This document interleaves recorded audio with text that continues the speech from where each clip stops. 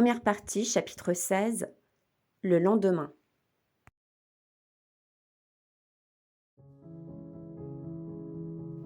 Lorsqu'elle revoit Julien, Madame de Rênal ne peut le regarder sans rougir et peine à cacher son trouble. Au contraire, Julien, habitué à jouer un rôle, est un modèle de prudence, à tel point que Madame de Rênal finit par craindre qu'il ne l'aime plus. Elle lui serre la main furtivement au risque d'être vue des autres. Madame Derville se rend compte qu'il y a quelque chose entre eux et prévient Madame de Rênal du danger qu'elle court. Le soir, Madame de Rênal est impatiente que Julien vienne dans sa chambre. Elle va même jusqu'à coller son oreille à sa porte, mais n'ose tout de même pas entrer. Lorsqu'il paraît, Madame de Rênal lui révèle ses craintes qu'il ne l'aime plus et son malheur lié à leur différence d'âge. La voyant vulnérable et pleine d'admiration pour lui, Julien la rassure et en oublie de jouer son rôle. En quelques jours, il devient éperdument amoureux d'elle et lui avoue même son inexpérience auprès des femmes. Il faillit même lui avouer ce qui jusque-là avait été l'essence même de son existence, l'ambition. Mais son amour pour Madame de Rênal reste lié à son amour-propre. Il aime l'idée de posséder une femme de son rang. Étant incapable de raisonner son amie, Madame Derville finit par quitter brutalement Vergy sans donner d'explication.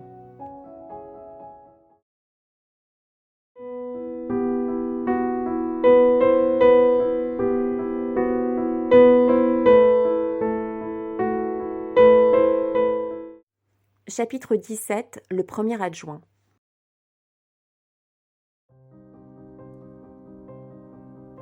Alors que Julien fait l'éloge à voix haute de Napoléon, il surprend Madame de Rênal froncer le sourcil. Aussitôt, il ment. Il prétend que cet éloge n'est pas de lui, qu'il ne fait que le répéter. Cela rappelle à Julien que Madame de Rênal est née dans le camp ennemi, celui des gens bien nés qui craignent les gens de basse classe trop bien élevés. Madame de Rênal fait son éducation sur les coulisses de Verrières, les intrigues de la haute société, comme par exemple l'influence exercée par celle-ci dans le choix du premier adjoint du maire de Verrières afin de préserver ses petits intérêts. Parfois, Madame de Rênal a l'impression d'aimer Julien comme son enfant. À d'autres moments, elle admire son génie et l'imagine futur pape ou Premier ministre.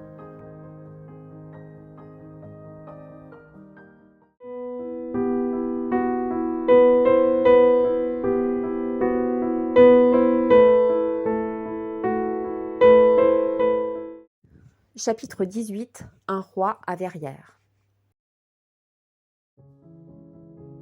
Le roi est attendu à Verrières. Le préfet décide de former une garde d'honneur pour l'accueillir. Monsieur de Moirod est poussé bien malgré lui à prendre le commandement de la garde. Madame de Rênal paraît préoccupée, mais refuse de se confier à Julien, qui pense que c'est la fierté de recevoir un roi dans sa maison qui la pousse à agir ainsi. En réalité, Madame de Rênal a décidé en cachette de demander les autorisations pour que Julien soit nommé garde d'honneur et elle est occupée à lui faire confectionner un bel uniforme. Pour éviter un possible scandale de la part du marquis de la Mole, ami de l'abbé Chélan, celui-ci, qui avait été destitué, est invité à assister à la cérémonie religieuse qui aura lieu en présence du roi. L'abbé Chélan obtient une lettre d'invitation pour Julien, qui l'accompagnera en qualité de sous-diacre. La présence de Julien parmi les gardes d'honneur provoque l'indignation de beaucoup, aussi bien des ultras que des libéraux, qui voient en Julien un petit ouvrier, déguisé en abbé, né dans la crotte, et qui accusent M. de Rênal de l'avoir choisi par favoritisme au préjudice de riches fabricants. D'autres commencent à se demander si le maire a agi seul. Pendant qu'il défile, Julien est au comble de la joie. Il s'imagine être un héros, un officier de Napoléon. Quand le roi arrive à l'église, Julien quitte son bel uniforme pour reprendre son habit noir. Il va rejoindre l'abbé Chélan, qui lui fait revêtir la soutane. Mais Julien oublie d'ôter ses éperons de garde d'honneur, ce qui provoque la colère de l'abbé. Comme l'évêque se fait attendre pour la cérémonie, l'abbé Chélan et Julien se rendent dans son appartement pour le prier de venir. Julien le trouve dans une salle. Il est très jeune et s'entraîne devant un miroir à donner des bénédictions. Plus tard, Julien est ébloui par la beauté de la cérémonie à laquelle il participe. Son ambition est réveillée par le jeune âge de l'évêque. Il oublie Napoléon et la gloire militaire. Parmi les participants, Julien aperçoit M. de la Mole.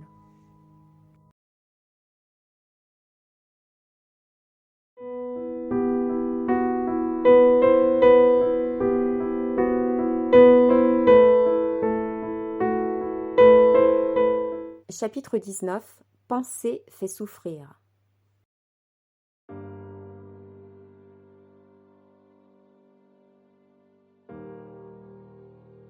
Huit jours après le passage du roi à Verrières, beaucoup restent indignés de l'indécence d'avoir nommé Julien garde d'honneur.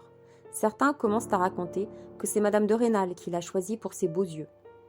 Peu après le retour à Vergy, le plus jeune des fils Rênal, Stanislas, tombe malade. Pour la première fois, Madame de Rênal tombe dans de terribles remords. Elle voit dans la maladie de son fils le châtiment de Dieu pour l'horrible crime qu'elle a commis en aimant Julien. Madame de Rênal s'est mis en tête qu'il faut haïr Julien ou bien voir son fils mourir. Elle lui demande de quitter la maison et faillit tout révéler à son mari. Julien la supplie de ne rien dire car il ne veut pas qu'elle se perde. La voyant désespérée, il s'oublie. Il comprend qu'elle est plongée dans le malheur à cause de lui. Madame de Rênal veut s'humilier pour sauver son fils. Regrettant de ne pouvoir prendre pour lui la maladie de Stanislas, Julien lui propose de se punir lui-même en se retirant à la trappe ou bien de rester auprès d'elle, mais de ne l'aimer plus que comme un frère. Il est prêt à lui obéir quoi qu'elle ordonne. Pour finir, il lui propose de la quitter pendant 8 jours. Elle accepte, mais le rappelle au bout de 2 jours. Finalement, Stanislas est sauvé, mais Madame de Rênal reste hantée par le remords. Elle se sent damnée, méritant l'enfer, et craint de perdre ses enfants. Le sacrifice que Madame de Rênal fait par amour pour lui bouleverse Julien. La nature de son amour pour elle change, il devient plus profond. Un jour, Élisa, qui déteste Julien depuis qu'il l'a refusé en mariage, raconte à M. Valenod que Madame de Rênal et Julien sont amants. Vexé, M. Valenod, qui avait toujours poursuivi Madame de Rênal de ses ardeurs, envoie une lettre anonyme à M. de Rênal pour lui révéler l'affaire.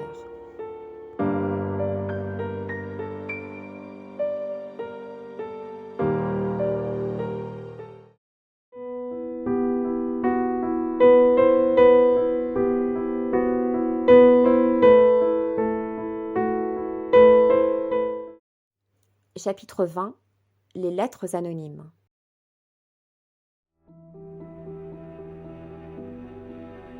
Julien soupçonne que M. de Rênal a reçu une lettre anonyme. Il prévient Madame de Rênal de ne pas venir dans sa chambre. Mais celle-ci imagine qu'il s'agit d'un prétexte pour ne pas la voir. Le lendemain, elle fait parvenir à Julien une lettre passionnée dans laquelle elle exprime son amour dévorant pour lui et son plan pour faire croire à son mari qu'elle a elle-même reçu une lettre anonyme. Elle compte laisser entendre à son mari que la lettre, qu'elle a en réalité écrite elle-même, vient de Valenod. Elle fournit la lettre à Julien et le charge de la fabriquer en collant des mots découpés sur du papier bleuâtre comme celle envoyée par Valenod.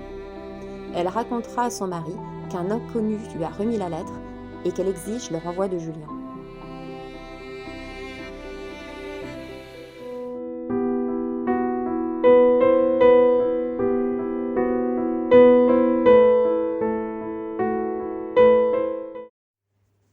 Chapitre 21. Dialogue avec un maître.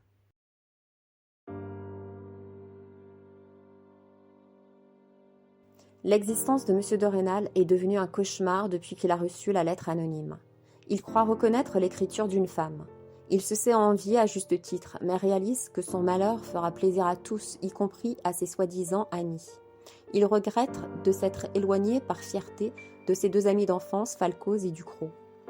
Il ne dort pas de toute la nuit, mais n'a pas l'idée d'épier sa femme. Tantôt il se complaît à l'imaginer innocente, tantôt il imagine les tuer tous les 2, sa femme et Julien, ou bien il se voit chasser Julien ou sa femme. Mais il craint beaucoup le scandale et le ridicule, et ne peut envisager de vivre sans sa femme. Puis il regrette qu'elle ne soit pas déjà morte et imagine des procédés pour s'assurer de la réalité de la liaison entre elle et Julien. Le lendemain, Madame de Rênal lui remet la fausse lettre anonyme et exige le renvoi de Julien. Elle joue à la femme outragée, flatte l'ego de son mari et attise ses craintes en insinuant, afin que son mari ne renvoie finalement pas Julien, que celui-ci pourra facilement retrouver une place chez Valenod, par exemple, le rival de M. de Rênal. Elle insinue que Élisa est la maîtresse de Valenod et lui révèle que Valenod lui avait souvent fait la cour et lui avait écrit des lettres. À la fois très en colère et extrêmement soulagé, M. de Rênal exige de voir les lettres. Finalement, Madame de Rênal finit par faire comprendre à son mari que les lettres anonymes ont été écrites par Valenod, par dépit et par jalousie. En flattant l'ego de son mari, Madame de Rênal parvient à empêcher Monsieur de Rênal d'aller trouver Valenod. Quand Julien paraît, Madame de Rênal lui annonce qu'il peut partir en congé.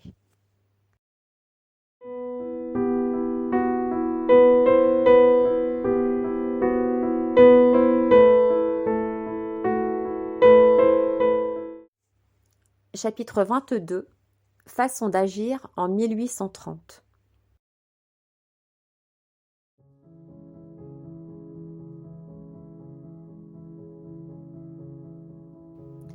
Pendant son congé, Julien loge chez l'abbé Chélan.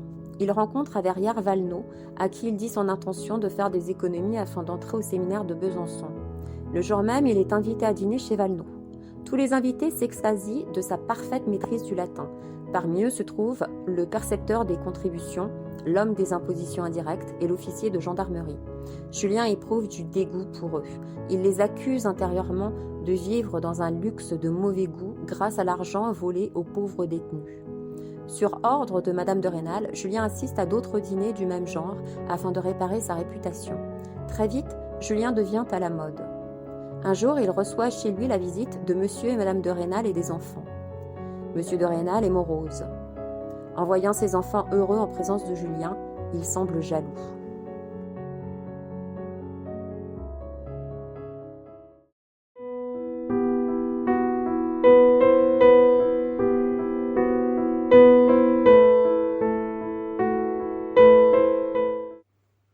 Chapitre 23. Chagrin d'un fonctionnaire.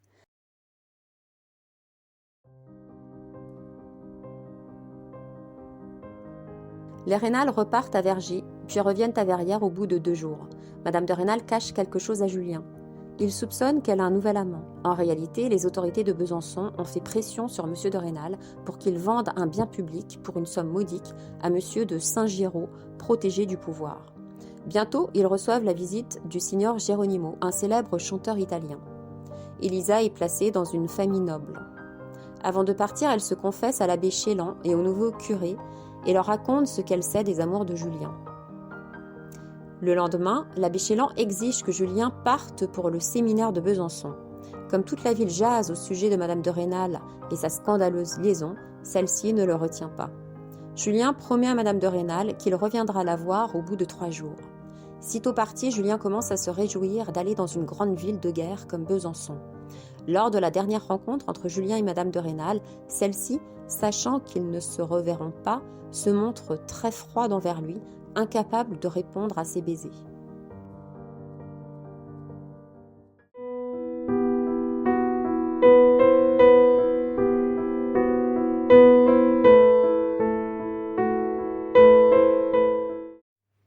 Chapitre 24. Une capitale.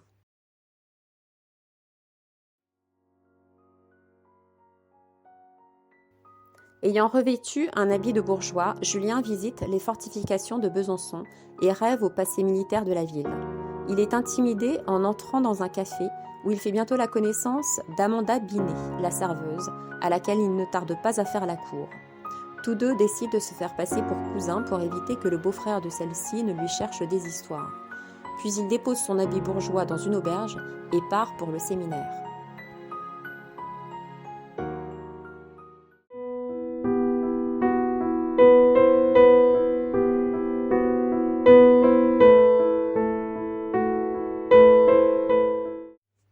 Chapitre 25. Le séminaire.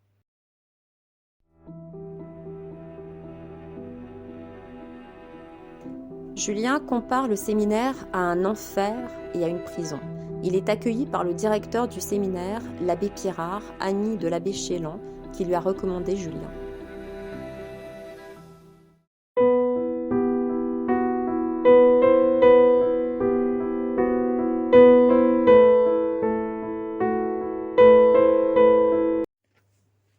Chapitre 26.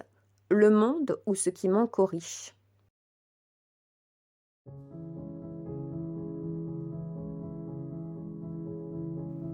Au séminaire, Julien est réservé et silencieux.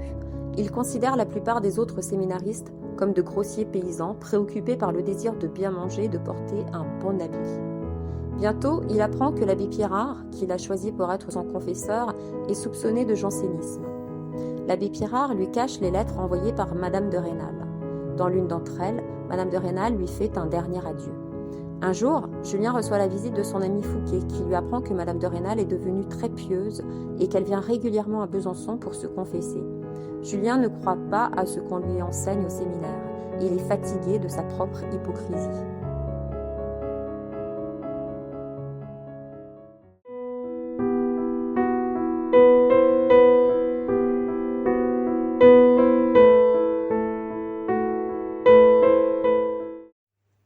Chapitre 27. Première expérience de la vie.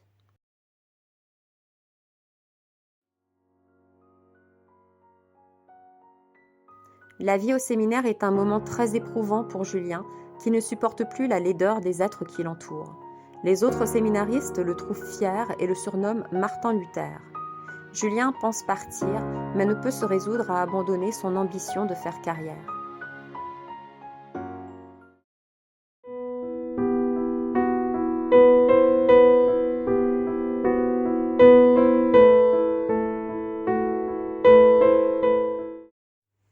Chapitre 28. Une procession. Le jour de la Fête-Dieu, Julien aide l'abbé Chasse-Bernard à préparer la cathédrale.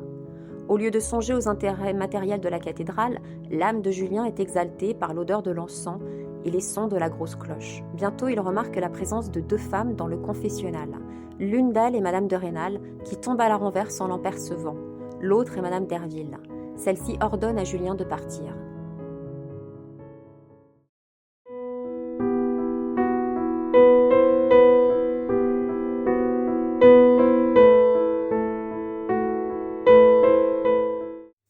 Chapitre 29. Le premier avancement.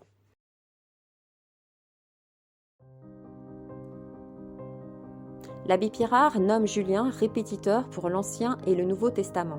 Julien est fou de joie, c'est son premier avancement. Grâce à sa nouvelle position, il peut désormais dîner seul et à la clé du jardin dans lequel il peut se promener. Mais pour contrarier son adversaire, le janséniste Pirard, l'abbé de Frilair fait en sorte de pénaliser Julien, qui est le protégé de Pirard, aux examens, afin qu'il ne soit pas reçu dans les premiers. Quelques semaines plus tard, Julien reçoit une lettre de change de 500 francs d'un inconnu qu'il croit être Madame de Rênal. En réalité, la lettre vient du marquis de la Mole, un grand seigneur en procès avec l'abbé de Frilair et ami de l'abbé Pirard. Peu de temps plus tard, l'abbé Pirard est poussé à donner sa démission. Julien porte la lettre de démission de l'abbé Pirard à l'évêque. Celui-ci finit par se prendre d'amitié pour lui, Julien, et lui offre les œuvres complètes de Tacite. Après son départ du séminaire, l'abbé Pirard ne tarde pas à être nommé dans une magnifique cure non loin de la capitale.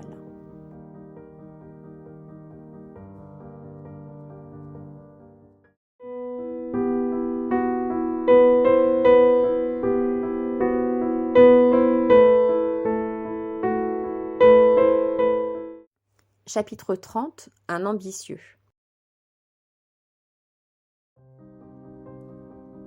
Le marquis de la Mole reçoit l'abbé Pirard, auquel il propose de devenir son secrétaire. L'abbé refuse et lui recommande à la place Julien. Avant de partir pour Paris, Julien veut revoir Madame de Rênal. Il entre dans sa chambre de nuit, mais il est accueilli avec froideur par Madame de Rênal, qui lui ordonne de partir. Ils finissent tout de même par passer la nuit ensemble. Au petit matin, Julien décide de passer toute la journée caché dans la chambre et de ne partir que la nuit suivante. Madame de Rênal enferme à clé Julien dans la chambre de Madame Derville. Au milieu de la nuit, alors que Julien a rejoint Madame de Rênal dans sa chambre, ils sont interrompus par Monsieur de Rênal qui ordonne à sa femme de lui ouvrir la porte en l'avertissant de la présence de voleurs dans la maison. Julien saute par la fenêtre et s'enfuit.